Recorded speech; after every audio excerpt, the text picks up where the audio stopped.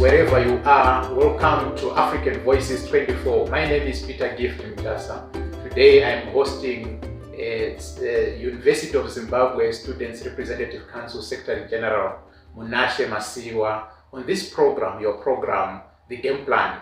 The Game Plan program where we call upon the movers and shakers in politics and in the policy space in different countries around the continent.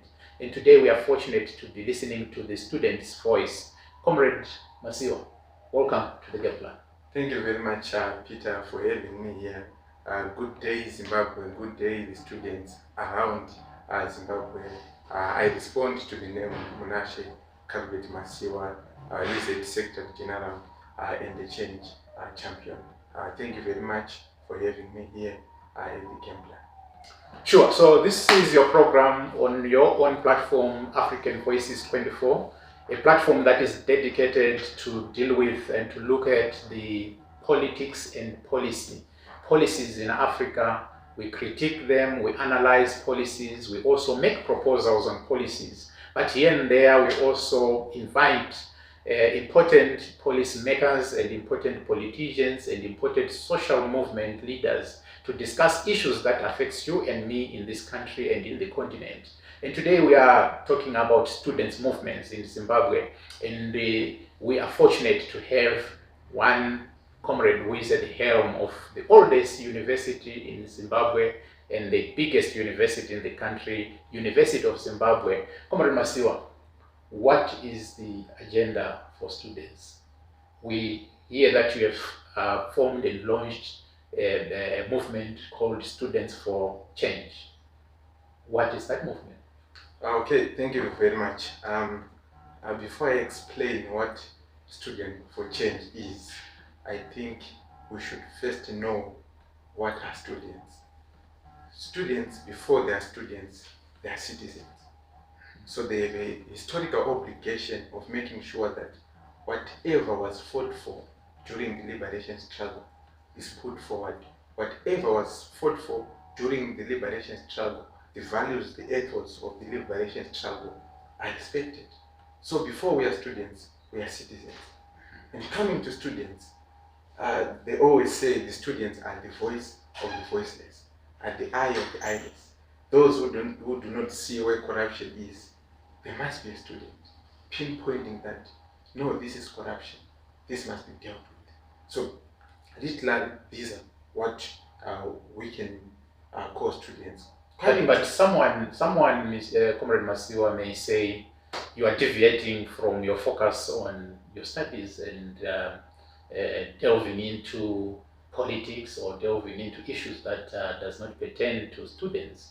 What will be your response to that? We've heard the ruling party, we've heard the government saying students' movements are puppets of the West and they are regime change agents. Instead of learning, they are delving into issues that does not pertain to students. Are students supposed to be dealing with politics? Definitely yes. Like what I said before we are students, we are citizens. And also at university campuses, we have come to terms with the fact that most of the problems, I can say all the problems that you are facing at university campuses, they converge at the politics of the country. They converge at the decisions that are being made by politicians at the higher echelons of power. For instance, let's take a look at the fees must fall movement.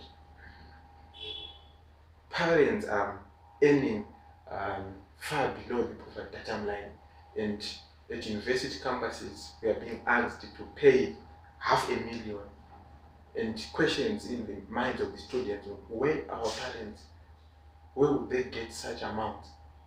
And we go back to the economy. What are they getting?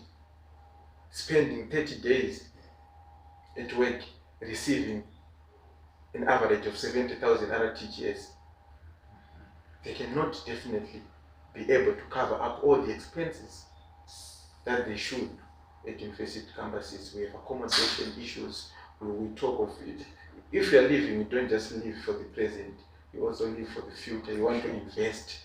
Where would they get the money? So we have seen it as students, and we have come to terms with the fact that no, we should be at the forefront of making sure that we liberate our parents from what they are facing right now from the regime. So saying students should not partake in politics, I think it's a travesty of justice, because as students, they call us the eye of the eyeless, the voice of the voiceless. Where there is no voice, we should be present to make sure that we voice up. Well, that is Comrade Masiyiwa, the SRC Secretary General at the University of Zimbabwe. Today I'm hosting him here on African Voices 24 on your program, our program, The Game Plan. We want to hear what is the game plan for the students in Zimbabwe, what is the game plan for the Students for Change movement, and what is the game plan for students at the University of Zimbabwe. And we are fortunate to have the head of the secretariat here. Comrade Masiyiwa, talking about liberating the students, are aiming to liberate themselves, aiming to liberate the country and their parents.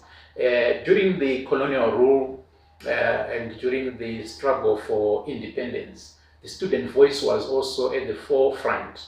It was the students that was mobilizing citizens, the students that was conscientizing and bringing political and civic education to the communities and to campuses. And when we hear you talking about these things in a supposedly independent Zimbabwe, is it a case of deferred liberation or betrayed struggle? Why are we still talking about these issues 42 years after independence in this country? I think the reason why we are still dwelling much on the liberation struggle is because the ruling party, ZANU-PF, has betrayed the values and the ethos of the liberation struggle. Going back to the liberation struggle, there were two main questions at the center of the liberation struggle. Number one, there was the land question. Number two, the sacrosanct right to vote. That is one man, one vote. But today we are still talking of rigging of election. So we are saying the values, the reasons why we went to war, they are not being fulfilled. We talk of land redistribution. How many of general Zimbabweans are having land? Land is being owned by those at the higher echelons of power in ZANU-PF. So the reason why we are still around the issue of the liberation is because the government, the ruling party, has betrayed the ethos and the values of it. Well, let's move on to the issue around Students for Change movement. Why Students for Change? What is it, and what is it aiming to achieve? Thank you very much. The idea of Students for Change came from an idea which was shared by Franz Fanon, one of our beloved comrades, who said, each generation must, out of relative obscurity, discover its mission, fulfill it, or betray it. Going back to Mugabe's era, they had their own generational mandate, which was to liberate our nation, to liberate Zimbabwe from the Smith regime. Going to Edgar Tekere, Tsvangirai, they had their own generational mandate, which was to democratize Zimbabwe, to oppose the one-party state that Mugabe wanted in Zimbabwe. And coming to us, the new generation, our generational mandate is for transformation, to make sure that we usher in transformation and change in Zimbabwe. So being able to recognize that generational mandate, we then came up with an idea of having a student movement led by the movement, led by the students, for the students, with the students, to make sure that we help progressive forces in Zimbabwe who are truly for change. Tell me, Comrade Masiyiwa, when you talk about transformative change, progressive social political change, in the mind of students, what do you visualize, what do you see as a transformed Zimbabwean state? What are the things that you yearn for as students in this country? Thank you very much. As students, what we call change or what we call transformation is, number one, is the change in the culture of our politics, whereby now politics now being deemed as a way of life whereby politicians take from the citizens, not serving the citizens, not giving to the citizens. So that's change number one, to make sure that we change the culture of our politics. That's what we want as students. Number two, we transform our nation. Today we are still having hospitals without medicines, we are still having hospitals without MRI scans, we are still having hospitals without maternity theaters. But what we want in Zimbabwe as young people, because now because of globalization, you can easily see what other countries are doing in America, in South Africa, in Zambia. You can see hospitals with good infrastructure, hospitals with better infrastructure, hospitals with infrastructure that reflect with the times that we are living now. But if you go to Parinatwa, you'll be shocked. The buildings were renovated by Smith back then. So what is the government doing? Going into our CBD, look at our roads. We should be at the era of spaghetti roads so that we can maximize connectivity, mitigate congestion in our CBD. But we are still talking of dusty roads in urban areas. Let's take a look at our transport sector. If you parade in town around 5-6 p.m., you see parents struggling to get transport, but you should be talking of modernized transport system.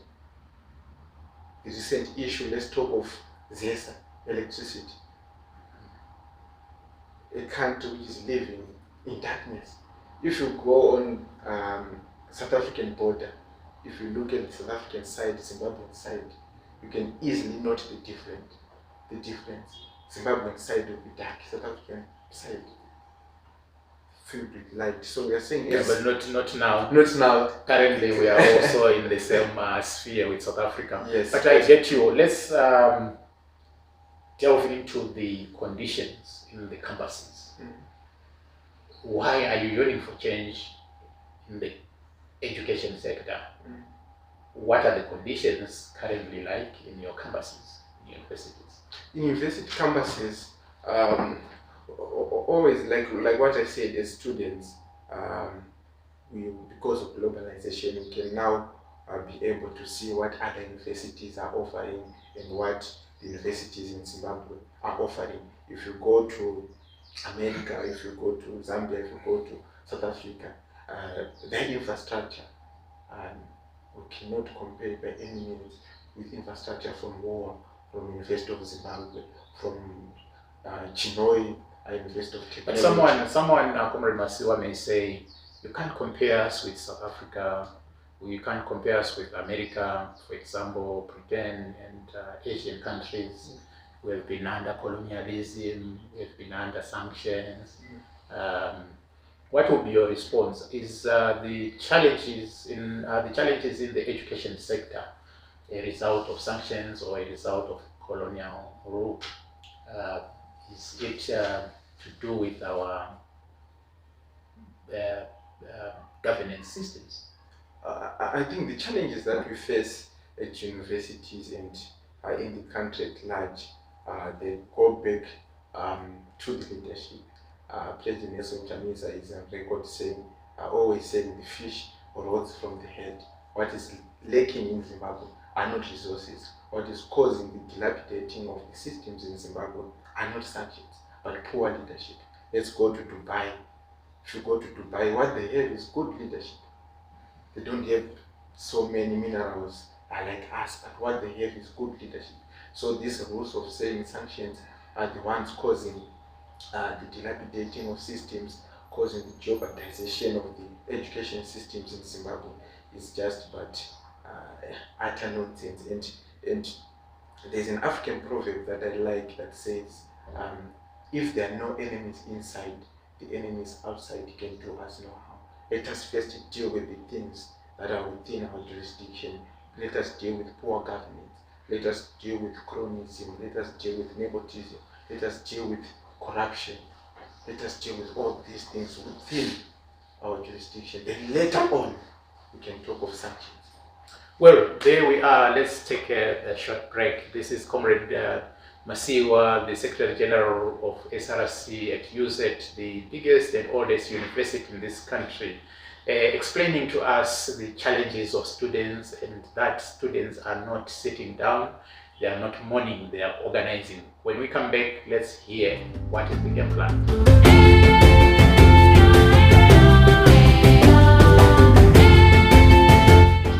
Welcome back and good day Africans wherever you are, good day Zimbabwean compatriots. Welcome back to the game plan on African Voices 24, your platform where we discuss politics and policy in Africa, and your platform where we discuss with policymakers, politicians and civil society leaders all around the continent, hearing what their game plan is around various topics. Today we are fortunate to be hosting Comrade Masiyiwa, the SRC Secretary General at the University of Zimbabwe, the biggest and oldest university in the country. We're talking about Students for Change, a new movement that was recently launched. What is it about? What are the objectives of this movement? What do you seek to attain? How do you seek to attain it? Thank you very much, Peter. So, Student for Change is a movement formed, organized, and led by students who are passionate about change, by students who understand their generational mandate, by students who took it upon themselves and said we must be the conveyancers, the ushers of change and transformation in Zimbabwe, with a greater vision of a new great Zimbabwe, with better infrastructure, better economy, better healthcare system.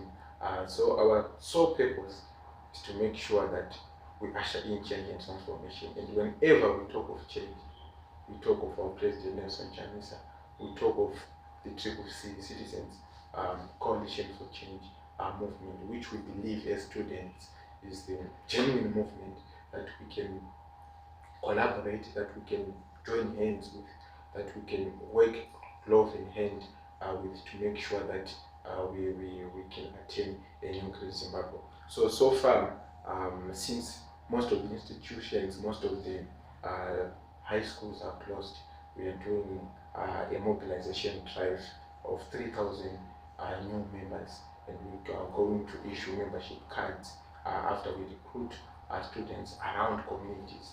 So we are going into communities, mobilizing, conscientizing, and recruiting people so that they can be part and parcel of the movement. So our first target is to make sure that we recruit 3,000 students in communities, and these students will be ambassadors wherever they go in terms of their institutions. If you are from CAT, or we have recruited you, let's say maybe Matabeleland, you are going to represent Students for Change at CAT. If you are from MSU, you are going to represent Students for Change at MSU. Then as we move on, as the holiday ends, then we can now then start mobilizing in institutions. Let's say at University of Zimbabwe, at Anari Polytechnic, Masiyiwa Boys High.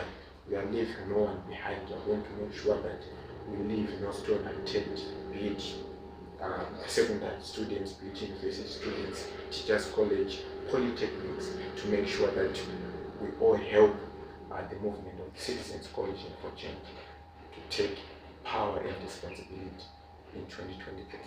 Why CCC and not MDCT and not APA and not ZANU?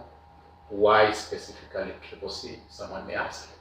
Yeah, as students, we are on record saying that we are not close to any political party, be it CCC, ZANU, PF, but what we are close to is ideology, what we are close to is ideas that are transformative, what we are close to are real and genuine change champions, not those who sell roses like ZANU PF.